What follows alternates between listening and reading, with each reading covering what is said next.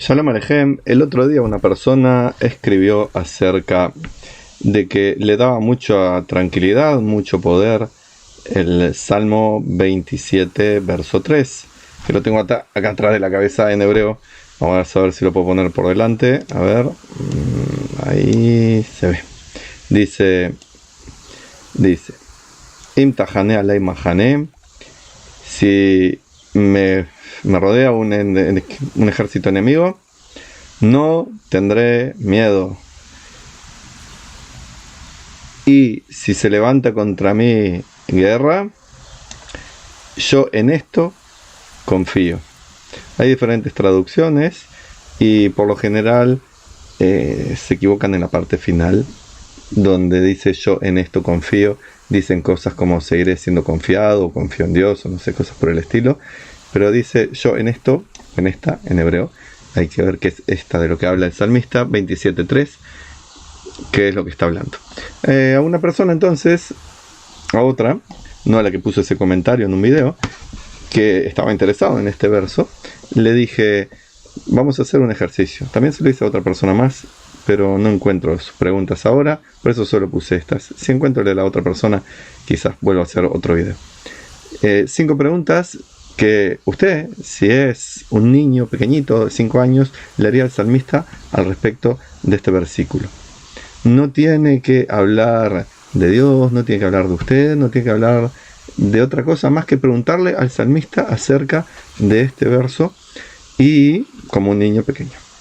Y luego, como es una persona a la que le gusta la cultura oriental y las cosas zen, con esas frases breves e incoherentes que son zen, algún sentido tendrán para la gente zen, entonces le dije, tiene que hacer 5 preguntas zen de supuesta o verdadera profundidad, que lleve en pocas palabras, en algo mínimo, lleva comprensiones iluminadas. Eso es lo que se supone.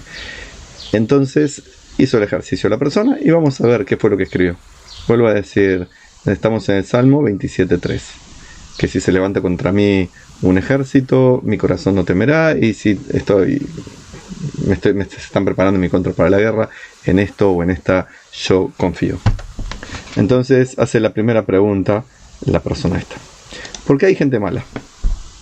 Y acá hizo trampa, porque lo puso igual en la pregunta 1, así que ya hizo trampa, porque los ha creado Dios.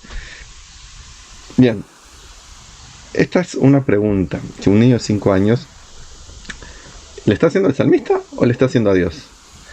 Porque el salmista no está hablando de la gente mala, ni puede saber por qué existe la gente mala, ni por qué Dios los ha creado.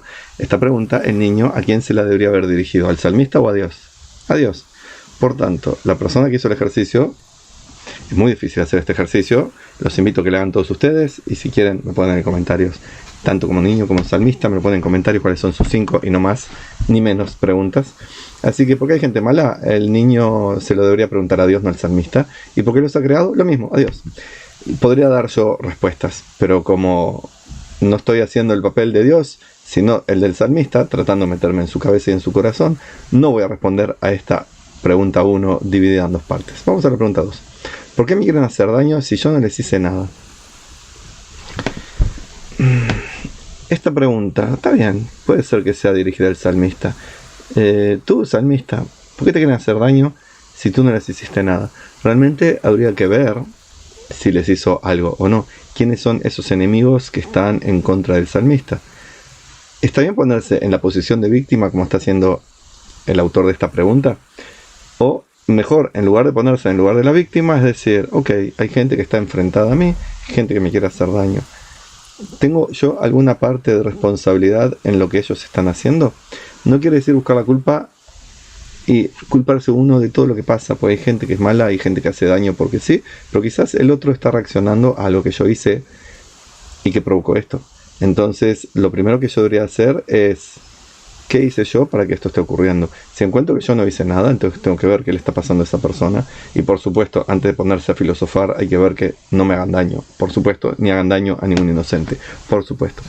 Siendo el rey David, el autor de los salmos, de la mayoría de ellos, según la tradición, el rey David hizo bastantes cosas que en principio pudieran parecer que no fueron malas, pero que llevaron a cuestiones bastante graves. Por ejemplo, al no castigar debidamente a su hijo Absalom por muchas cosas negativas que hizo, provocó que las intenciones de su hijo Absalom fueran creciendo en negatividad hasta llegar a cuestiones espantosas.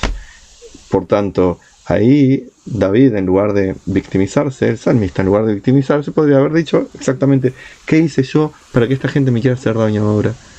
¿Qué puedo yo hacer, cambiar, reparar para que esto no suceda? Quizás le tengo que pedir perdón a esa persona, o ponerme ahora a poner los límites que antes no puse, y por eso las cosas crecieron a este punto tan dramático.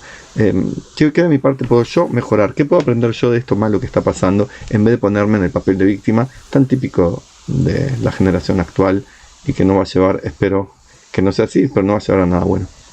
Así, ¿por qué me quieren hacer daño? Está muy bien preguntarse eso, pero antes preguntar qué puedo hacer yo. Y en realidad no hice nada.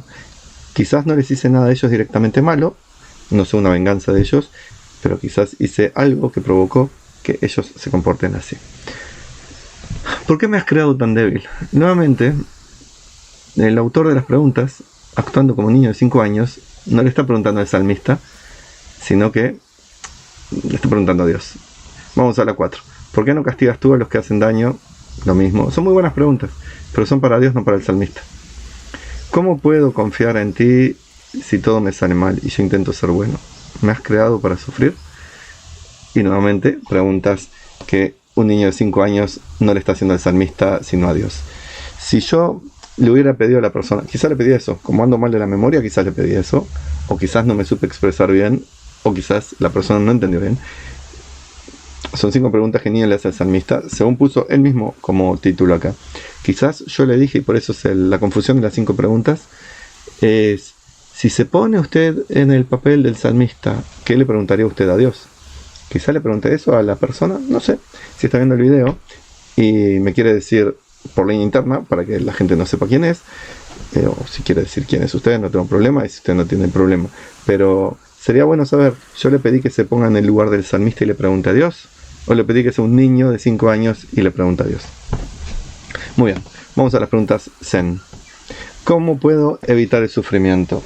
Y la mejor respuesta que podemos dar acá es sabiendo que el sufrimiento existe, y que el sufrimiento puede partir de acciones que yo hice y que tienen consecuencias, o que yo realmente no tengo ninguna culpa, ni cargo, ni responsabilidad en lo que está pasando, porque los malos existen, y también los errores, no solo maldad, los errores, gente buena que hace daño sin querer, existe en los otros, y existen los accidentes también. ¿Y cómo poder evitar el sufrimiento? No se puede evitar. Siendo cauteloso es una manera de disminuir el sufrimiento. Aceptando el sufrimiento y no aumentándolo con penas, quejándose, victimizándose, haciendo cosas que empeoran la situación, es una manera de disminuir el sufrimiento. Poniendo mi vida en manos de Dios y haciendo lo que corresponde de mi parte para que las cosas estén mejor, es una manera de evitar el sufrimiento.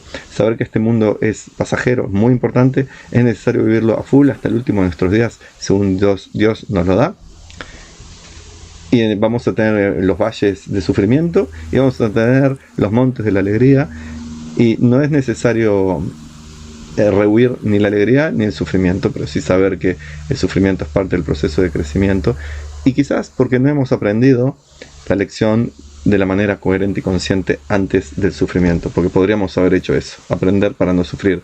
Ejemplo sencillo: si yo no aprendí que consumir ciertas sustancias me puede hacer daño a mi salud, no lo aprendí, no lo interioricé, no me hice consciente de ello, y ahora estoy sufriendo, padeciendo los resultados, las consecuencias de esas sustancias. Bueno, no lo puedo evitar a esta altura, lo que puedo hacer es mitigar el sufrimiento, pero sí puedo aprender para el futuro a no hacer esas cosas. Segunda pregunta: ¿cómo puedo congraciarme con el enemigo que me rodea? Excelente pregunta. Con algunos enemigos es imposible congraciarse, pero una manera muy buena de congraciarse con un enemigo que sea racional, que no sea tóxico, que no sea alguien que odia, porque el odio no tiene sentido, no tiene razonamiento, el odio es odio, no hay una motivación real detrás, sino simplemente odio.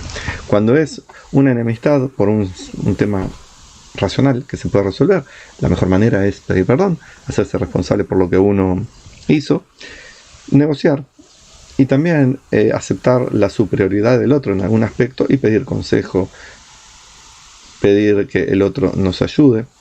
Eso no es rendirse, y en ocasiones es necesario rendirse también cuando una lucha es innecesaria, pero podemos hacer como hizo David con Goliat.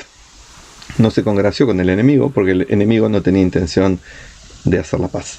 No había una voluntad de negociar, no había una voluntad de llegar a un entendimiento, sino de destruir, de esclavizar, de maltratar. En ese caso, no sé si era odio, como sería el de los nazis, por ejemplo. El de Goliat y los filisteos no creo que haya sido odio, sino que era una intención de humillar, que no se la querían sacar de encima.